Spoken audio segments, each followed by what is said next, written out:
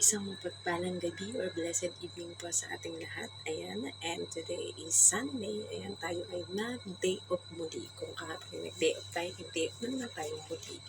And thanks God sa buhay ng ating mga churchmate at na naka-fellowship. Kasama din natin sa feasting, sa pagkain ng iba't ibang mga niluto nila at hinandang mga pagkain. Pagpalain kayo ni Lord for sharing your blessings and sa pag-assist sa ating mga pangangailangan. Truly, God has provided everything that we need bago pa man natin ito hilingin o hingin. Ayan, ngayon tayo po ay dumako muna sa ating pagbubulay-bulay ng salita ng Diyos at tayo ay nasa 250:40 na ating share na devotion videos. Before we start, po natin kakalimutan ang manalangin at magpasalamat sa ating Panginoon. So let us pray. Ama naming Diyos na makapangyarihan sa lahat, pinupuri at kinasasalamatan ka po namin sa buhay, kalakasan at hininga na ipinagkaloob niyo. Salamat din po Panginoon sa pag-provide ng lahat na aming mga pangangailangan bago pa man namin ito hilingin, Panginoon. Lalong higit sa aming pamilya, sa aming mga anak, sa lahat ng mga taong nakakasalamuhan na rin, Panginoon. Salamat, Panginoon, sa bawat buhay nila, Panginoon, for using them as an instrument to be a blessing for us and to others, Panginoon. At ngayon, Panginoon, dadako na naman kaming muli sa pagbubulay-bulay ng inyong mga salita, Panginoon, na nawa ay huwag pagsawaan ng lahat ng mga makikinig, manonood o makakabasa nito, Panginoon, sapagkat ito ang inyong mga salita, Panginoon. At ang inyong kaningningan at ang inyong glory lamang ang magdingning, Panginoon. At ang inyong mga lingkod, Panginoon, na ginagamit ang mga bibig namin, Panginoon, upang maging tagapamahayag lamang ng inyong mga mensahe na nais ipahatid sa bawat isa, Panginoon. Naway hindi kami magyabang, Panginoon, bagkus, Panginoon, we humble down before you, Panginoon, dahil alam namin na kayo ang nagbibigay ng lahat ng karunungan, lahat ng divine wisdom, Panginoon, at kung ano ang ibubuka o sasabihin ng aming bibig, Panginoon. Naway langisan niyo ang aming mga bibig, Panginoon, at tunay, Panginoon, na ang inyong mga salita, Panginoon, ay magkaroon ng buhay, Panginoon, na ito ay magre-rema sa puso, isip, kaluluwa at espiritu ng makikinig, Panginoon, at may i-apply namin sa aming pang-araw-araw na buhay, Panginoon. Walang sawa po kaming magpapasalamat sa tinapos na gawa ng Panginoong Yesus, kaya kami ay mayroong ipapahayag na good news sa lahat ng mga tao, Panginoon. We pray for salvation of everyone, Panginoon, lalong higit ang mga hindi pa nakakakilala at tumatanggap sa inyong bugtong na anak na si Jesus bilang Diyos at tagapagligtas ng kanilang buhay, Panginoon. Naway hindi masayang ang sakripisyo na ginawa niya, Panginoon, na bagamat ito ay libreng ipinagkakaloob sa bawat isa, Panginoon, ay hindi po ito cheap at hindi po ito basta-basta. It is priceless, Panginoon, dahil maging kami o kahit sino man dito sa mundo ay hindi kayang pantayan kung ano ang ginawang sakripisyo ng Panginoong Yesus. Nagpapasalamat din po kami sa banal na Espiritu siyang lumulukob sa aming Panginoon upang ang aming magagawa ay tanging para lamang sa inyong kapurihan at kayo lamang ang maitaas sa aming buhay. We honor you, we glorify you. We thank you for everything that we have, Panginoon, and everything that is going to happen into our life. May we lift your name on high. This we pray in the name of Jesus Christ. Amen. Amen. So, narito na po tayo sa Lucas 22:61. Ayan. Lumingon ang Panginoon at tumingin kay Pedro. At naalala ni Pedro ang sinabi ng Panginoon, bago tumilaok ang manok sa araw na ito ay 3 beses mo akong ikakaila. Message. Matapos daw ang mga pangyayari ay lumingon ang Panginoong Yesus kay Pedro at doon na nga naalala ni Pedro na nauna nang sinabi ni Yesus sa kanila kung ano ang gagawin ng mga ito sa kanya. Application. Mahirap aminin sa sarili kapag ikaw ay nagtaksil sa minamahal mo. Ito man ay sadya o di sinasadya. Dahil ganyan marahil ang naramdaman ni Pedro nang lumingon sa kanya ang Panginoon. Sa isip niya marahil ay sinabi ng Panginoon na sabi sa'yo at gagawin mo yan. Matalik na magkaibigan, halos magkakapatid na tunay na ang turingan nila. Magkasama sa hirap at ginawa, sa lungkot at saya, sa gutom o kabusugan, sa pagmimisyon, paglalakbay, pagpapagaling, at nasaksihan din nila ang mga himala at mga sinabi nito na eksaktong nangyari nga. Pero dahil mahina tayong tao, gaya ni Pedro, nagkakamali pa din. Hindi naman porke Christian ka na, tinanggap mo na ang Panginoon at naglilingkod ka na, ay di ka na magkakamali. May posibilidad na magkamali pa din tayo, pero bayad na ng Panginoon ang lahat ng iyan. So, purihin ang pagkabasa na mabuting balita ng ating Panginoon, di ba? So, yun, halimbawa, for example, may isang tao na posibleng humula o sinabi sa'yo na, kunyari, alam mo, matatapilok ka. Para kunyari, ganun lang, example, di ba? Tapos ikaw naman sabi mo, hindi ako matatapilok no, ganyan. Tapos maya-maya, habang naglalakad ka or papaalis ka halimbawa ng bahay, bigla kang natapilok. Tapos bigla kang lilingunin or titingnan ng halimbawa nanay mo or kapatid mo or kaibigan mo na nagsabi sa'yo na nasabi na matatapilok ka. Siguro dahil nakikita na nga yung episode na halimbawa, yung suot-suot pong sandals or yung daan na dadaanan mo is merong may lubak or may tendency para ikaw ay matapilok, di ba? And kapag nagtinginan kayo or napatingin ka sa kanya, parang sasabihin niya sa'yo na sa pagkakatingin niya, sabi sa'yo mangyayari yun, di ba? So, ganun din yung nangyari na episode na ganito kay Pedro at sa ating Panginoong Yesus. Sa pagkakatingin na yun ni Pedro, pagkarinig niya ng tilaok ng manok after ng 3 times niyang i-deny ang ating Panginoon, ay nasabi niya marahil sa sarili niya na yun na rin ang sinabi ng Panginoon kahit walang salita or walang boses na lumabas. Sorry po, sa bibig ng ating Panginoon ay para sa isip ni Pedro ay yun na nga na sinasabi ng Panginoon. Sabi ko sa iyo, di ba? Sinabi ko na nung una at inihula ko na i-predict ko na magagawa mo nga yan. Pero huwag kang mag-alala na ipag-pray naman kita na after mong magsisi sa nagawa mong pagkakasala na yan, ay magiging very effective leader ka at very effective disciple and saint na maglilingkod sa Panginoong Jesus hanggang sa kanyang kamatayan, di ba? So, dahil para kay Peter or Pedro, sigurado talagang nagkaroon siya ng guilt feelings. Dahil imagine mo kung gaano katindi yung samahan nila, yung friendship nila at yung treatment as talagang true to life na parang brothers na sila sa isa't isa, di ba? Dahil halos yung kagaya nga ng mga nabanggit dito na nasaksihan nila ang lahat ng mga pagpapagaling, mga sinabing hula or iniutos sa kanila ng Panginoon na exactly ganun na ganun yung pangyayari na nakita at nasaksihan nila, di ba? So, hindi niya akalain sa sarili niya na magagawa niya nga yung sinabi ng Panginoon, di ba? And doon niya mapapatunayan na talagang all-powerful, all-knowing, omnipotent, and omnipresent ang ating Panginoon dahil kayang-kaya niyang masabi or mapredict yung maaaring mangyari in the future, di ba? So, isa ding challenge para sa mga Christian, di ba? Hindi naman porque sasabihin ng iba na, I accept the Lord Jesus Christ as my Lord and Savior. Christian na ako. Lumalakad na ako sa kaluwalhatian ng Panginoon. Talagang nagsisimba ako lagi sa church. Active ako sa mga gawain ng simbahan. So, hindi na ako magkakamali, di ba? Which is, hindi po yan totoo. Dahil habang nabubuhay tayo dito sa mundo, there will always be a tendency na maaari tayong magkamali or magkasala. Pero lagi nating tatandaan na bayad na yan lahat ng ating Panginoong Yesus sa krus. Ang kailangan lamang is our repentance. And yun nga, kapag naipag-repent mo na, naipag-pray mo na, and ask for forgiveness to the Lord, you know that you are forgiven. And wag mo nang gagawin pa or uulitin yung bagay na pagkakasala na yun. Kasi pag pinaulit-ulit mo, naging habitual sin na siya, is parang binabaliwala mo na or parang binabastos mo yung sacrifice ng ating Panginoong Yesus sa krus para tubusin tayo sa kasalanan. Kagaya sa naging topic kanina sa preaching na si Sheng, di ba? Na ang ating salvation dapat ay talagang sagrado. Kumbaga, hindi natin pwedeng gawing biro lang na I was saved by grace by the Lord, di ba? Ibinigkaloob niya ng libre sa akin. So, tinanggap ko ng libre sa Panginoon, di ba? Pero sabi nga, hindi ito cheap. 'di ba?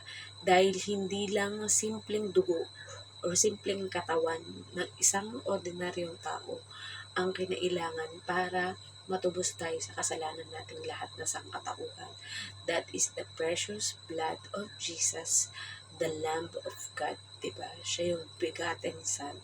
Kumbaga, dahil sa ginawa niyang sacrifices na yan, na hindi natin kayang magawa as any human being, kahit sino sa atin, hindi yan kayang gawin, tanging ang Panginoong Yesus lang ang may kakayahan dahil wala siyang bahid ng kahit anong kasalanan.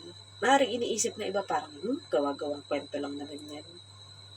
Pero, what if totoo, di ba? Kapag halimbawa, we leave this world o ang muling pagbabalik ng Panginoong Yesus o rapture ang mangyari, di ba?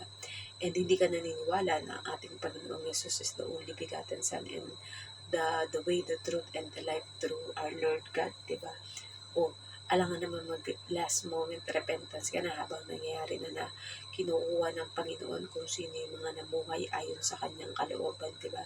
So, much better na habang nabubuhay tayo, habang may oras at panahon pa tayo, is we accept Lord Jesus Christ as our Lord and Savior.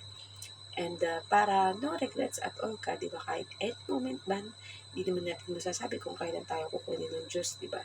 So, much better that we are ready as early as possible, di ba? Kapag tinanong ka na pagkatapos ng life mo dito, saan mo ba nais na mapunta ang yung kaluluwa o espiritu? Ito ba sa habang buhay na paghihirap, which is in hell, di ba? Alam naman natin that hell is real dahil nabasa na rin natin yan sa Bible, yung tungkol sa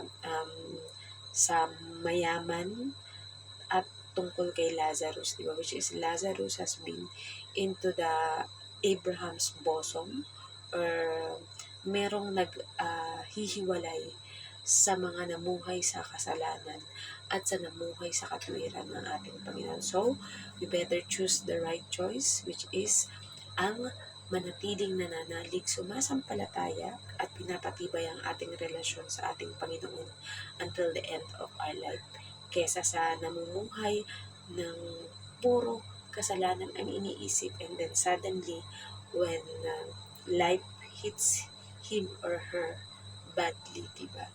Or what if there's no chance at all for repentance dahil all of a sudden bigla kang kinuha ng Panginoon, diba? So, may magiging regret ka once you go to the other destination of your life, diba? So, nawa ay ma-secure po natin at may assure natin ang ating sarili na tayo, once we leave this world, we will be in God's kingdom, enjoying the life and all the reward that the Lord prepared for us dahil namuhay tayo ayon sa kanyang kalooban. Dahil yun ang pinaka-inaasam at pinaka-ikinaliligaya ng Panginoon ang makita ang kanyang mga anak nakasama sa kanyang kaharian and enjoying the happiness and all the blessings and reward that He has prepared in ahead of us. So, let us all end up into prayer. Ama namin Diyos na makapag-alasa, pinupuri at pinasasalamatan ka po namin sa inyong mayamang salita na aming napagbulay-bulayan ngayon, Panginoon. Tunay nga na ang aming buhay, Panginoon, ay nakatalaga lamang para sa inyo. Inilikhahan nyo kami para mabuhay para sa inyo at kung lilisanin man namin ang buhay na ito, Panginoon, ay kami ay lilisan ng para pa rin sa inyo, Panginoon, dahil magbabalik lamang kami sa inyong kaharian, Panginoon, upang lasapin ang napakaganda at walang katapusang kaligayahan, walang katapusang pagpupuri, walang katapusang pag-ibig ninyo para sa amin, Panginoon. Alam po namin na kami ay may kahinaan, Panginoon, bilang mga tao, Panginoon, but help us to strengthen us, Panginoon, upang mapagtagumpayan namin na anumang mga temptation, mga works of evil or the devil, Panginoon, that wanted to hindrance or maging hadlang, Panginoon, upang makalapit kami ng buong puso, ng buong katapatan at na may confidence sa inyo, Panginoon, sapagkat kung tinanggap na namin ang inyong bugtong na anak na si Jesus, Panginoon, anuman ang kanyang mga karapatan, Panginoon, ay taglay na rin po namin, Panginoon. And help us na maging eager, Panginoon, to share your gospel, to share your good news, to share salvation, Panginoon, sa bawat mga tao sa buong mundo, Panginoon, sa iba't ibang panig ng mundo. Alam po namin na gagamitin yung bawat mga OFW, Panginoon, to be a channel of blessing, to be a channel na ang lahat ng tao ay maabot, Panginoon, sa lahat ng panig ng mundo. As they say that the Philippines is the only Christian country, Panginoon, let it be, Panginoon, mangyari at maganap, Panginoon, na mas maraming mga Pilipino ang makakahikayat at makakaabot sa lahat ng panig ng mundo o maging ng kalawakan, Panginoon, upang ang lahat ay maging tagasunod at daughters and son of you, Lord God. Hindi po, Panginoon, I pray, Lord God, para sa lahat ng mga pinansyal na mga problema sa trabaho o sa negosyo, Panginoon, o kung na-scam o naloko man ang bawat isa, Panginoon, alam po namin that you are the God who restore, you are the God who provide, Panginoon, kaya wala kaming dapat ikatakot, wala kaming dapat ipag-alala, Panginoon, sapagkat you already prepared a table before us in the presence of the enemy, Panginoon. At kami ay mananagumpay or overcomer, Panginoon, sapagkat kayo ang Diyos na walang katulad at pinaglilingkuran namin sa tuwina, Panginoon. We also pray, Lord God, para sa lahat na may mga sakit at karamdaman, ito man ay malala o hindi, Panginoon. We pray, Lord God, for the healing, Panginoon, that with just an instant, Panginoon, kayang-kaya niyong pagalingin, Panginoon. Ngunit may ibang mga sakit, Panginoon, that it will take time to heal, Panginoon. And others believe, Panginoon, na may mga sitwasyon, Panginoon, na ang milagro o miracle niyo lamang, Panginoon, na makapagpapagaling sa mga may sakit, Panginoon. Tunay nga, Panginoon, na ang kagalingan ay nagbumula sa inyo dahil mula sa mga latay at sugat na nakamit ng Panginoong Yesus, kami ay pinagaling na, Panginoon. Hindi lamang sa sakit at karamdaman na pang physical, kundi maging sa spiritual, emotional, at lahat ng aspeto ng aming buhay, Panginoon. Kaya hindi po, Panginoon, I pray for the pastors, priests, evangelists, prophets, missionaries, teachers, mentors, Panginoon, maging ang mga student at mga ordinary members, Panginoon, na all the body of Christ, Panginoon. Iba't ibang mga Christian churches, iba't ibang mga denomination, Panginoon, ngunit tanging itinataas at pinupuri lamang ang inyong dakilang pangalan, Panginoon, at pinasasalamatan kayo sa lahat ng oras, Panginoon. We also pray na ang bansang Hong Kong, Panginoon, salamat, Panginoon, sa buhay ng aming mga amo. Kayo po ang siya magpala sa kanila, Panginoon, sa anong mga negosyo, pinagkakakitaan o trabaho, Panginoon, mas lalo niyong paunlarin at pagyabungin, Panginoon, nang sa gayon, Panginoon, ang aming mga amo, Panginoon, ay lalong matuwa at maging masaya, Panginoon, upang sa kanilang ibinibigay ng mga blessings, pagpapala o mga sweldo sa aming Panginoon, ay you are the God who is the God of increase, Panginoon, na maaaring maibigay ang karampatan, Panginoon, na kabayaran para sa aming mga paghirap o mga sakripisyo upang mapaglingkuran lamang ang aming mga amo, Panginoon. Tunay na kayo ang nakakakita ng laman ng puso at isip namin, Panginoon. Wala kaming maaring itago sa inyo, Panginoon, sapagkat bago pa man namin sabihin ay alam niyo na ang nilalaman na aming isip, Panginoon. We also pray, Lord God, kung ang inyong kalooban, Panginoon, sa mga kakilala namin or mga mahal sa buhay, Panginoon, ay ang kanilang paglisan dito sa mundo, Panginoon, and having eternal peace and rest, Panginoon, sa inyong karian, ay give the comfort to every family ni Panginoon na maiiwanan ng mga mahal sa buhay na ito o mga kakilala, Panginoon. Kaya hindi po, Panginoon, I pray para sa bansang Pilipinas, Panginoon, that we pray for all the leaders, Panginoon, mula sa aming President, Panginoon, hanggang sa mga pinakamababa hanggang mga mamamayan, Panginoon, mga kapitan o mga kagawad o kahit mga barangay tanod, Panginoon, na magtutulong-tulong ang bawat isa, Panginoon, upang mapaunlad at mas mapaganda ang aming bansa, Panginoon. We rebuke all the work of evil, Panginoon, lalo ng corruption, Panginoon, na namamayagpag sa aming bansa, Panginoon, na hindi ito mangyayari, hindi ito maghahari, Panginoon, bagkus, Panginoon, ang forgiveness, ang paghingi ng tawad, Panginoon, at paggawa ng mabuti o naayon sa inyong kalooban ang magawa ng bawat isa sa amin upang kami po, Panginoon, ay maging kalugod-lugod para sa inyo, Panginoon. Tunay nga, Panginoon, na kayo ang siyang nag-iingat, gumagabay, Panginoon, nagpo-provide sa lahat ng aming mga pangailangan, Panginoon.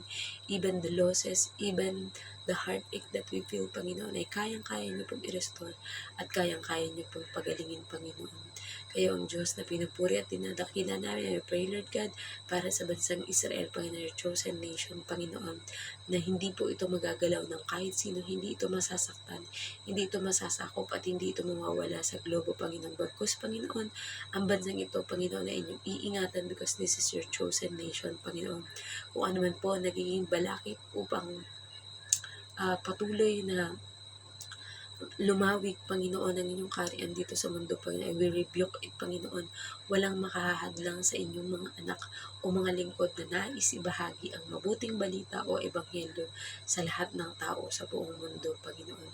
Tunay nga, Panginoon, na binabalik namin muli ang lahat ng pasasalamat sa inyo, Panginoon. At kung may mga nakalimutan man kami na ipanalangin, Panginoon, ay kayo na po ang siyang magdagdag, Panginoon.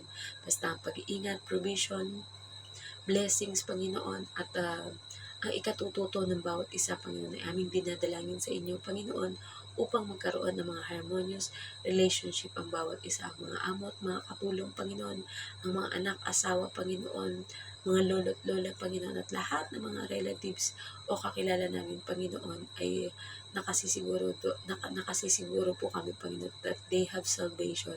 They accepted you as their Lord and Savior, Panginoon. Kaya kahit anong moment o pagkakataon man, Panginoon, na kailangan namin iwan ang mundong ito, Panginoon, ay magiging handa kami. Kami ay laging handa, Panginoon, sapagkat kayo ang Diyos na siyang aming Abba Father, aming Ama, na siyang tunay na nag-iingat sa aming bawat galaw, bawat aksyon, Panginoon, at bawat gawain na ginagawa o sinisimulan, Panginoon, para sa inyong kalwalhatian, Panginoon. Ano pa man po, mga nakalimutan namin idalangin, ay kayo na po ang bahalang magdagdag, Panginoon. We honor you, we glorify you, Lord God. We lift your name on high, Panginoon. At ang bawat mga Israelita sa Israel, Panginoon, ay tatanggap at kikilala sa inyo bilang Diyos at tagapagligtas, Panginoon. There will be peace, unity, Panginoon, understanding, and forgiveness to every churches, Panginoon, upang mas makapamuhay ang bawat isa ng may kaayusan dito sa mundo, Panginoon. Muli, tinataas po namin ang iyong dakilang pangalan at pinapapurihan at we love you, Lord, our Abba Father. This we pray in the name of our Lord Jesus Christ. Amen. Good night pa sa ating lahat and God bless. Goodbye!